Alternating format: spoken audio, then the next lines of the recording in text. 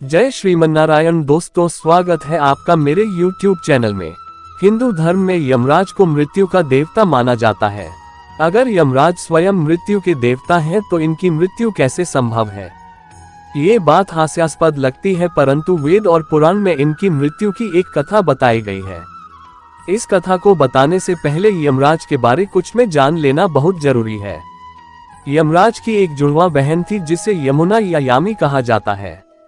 यमराज भैंसे की सवारी करते हैं और यमराज की आराधना विभिन्न नामों से की जाती है, जैसे कि यम, धर्मराज, मृत्यु, आतंक, वैवस्वत, काल।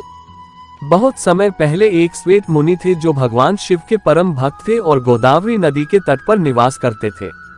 जब उनकी मृत्यु का समय आया तो यमदेव ने उनके प्राण हरने के लिए मृत्युपाश को भेजा, लेकिन श्वेत मुनि अभी प्राण नहीं त्यागना चाहते थे तो उन्होंने महामृत्युंजय का जप करना शुरू कर दिया। जब मृत्युपाश श्वेत मुनि के आश्रम पहुंचे तो देखा कि आश्रम के बाहर भैरव बाबा पहरा दे रहे हैं। धर्म और दायित्व में बंधे होने के कारण जैसे ही मृत्युपाश ने मुनि के प्राण हरने की कोशिश की, तभी भैरव बाबा ने प्रहार करके मृत्युपाश को मूर्छित कर दिया। वो जमीन पर गिर पड़ा और उसकी मृत्यु हो गई। ये देखकर यमराज अत्यंत क्रोधित हो गए और स्वयं आकर भैरव बाबा को मृत्युपाश में बांध लिया। फिर श्वेत मुनि के प्राण हरने के लिए उन पर भी मृत्युपाश डाला तो श्वेत मुनि ने अपने इष्ट देव महादेव को पुकारा और महादेव ने तुरंत अपने पुत्र कार्तिकेय को वहां भेजा।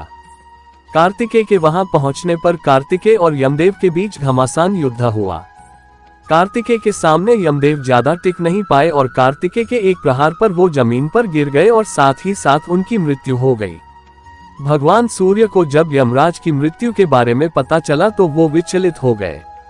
ध्यान लगाने पर ज्ञात हुआ कि उन्होंने भगवान शिव की इच्छा के विपरीत श्वेत मुनि के प्राण हरने चाहे थे। इस कारण शनि देव को भगवान भोलेनाथ का कोप सहना पड़ा। यमराज सूर्य देव के पुत्र हैं और इस समस्या के समाधान के लिए सूर्य देव भगवान विष्णु के पास गए। भगवान विष्णु ने भगवान शिव की तपस्या करके उनको प्रसन्न करने का सुझाव दिया। सूर्य देव ने भगवान शिव की घोर तपस्या की, जिससे भोलेनाथ प्रसन्न हो गए और उन्हें दर्शन देकर वरदान मांगने को कहा। तब सूर्य देव ने कहा कि हे महादेव, यमराज के मृत्यु के बाद पृथ्वी पर भारी असंतुलन फैला है, अतः पृथ्वी पर संतुलन बनाए रखने के लिए यमराज को पुनर्जीवित कर दे। तब भगवान शिव ने नंदी से यमुना का जल मंगवाकर यमदेव के पार्थिव शरीर पर फेंका, जिससे वो पुनः जीवित हो गए।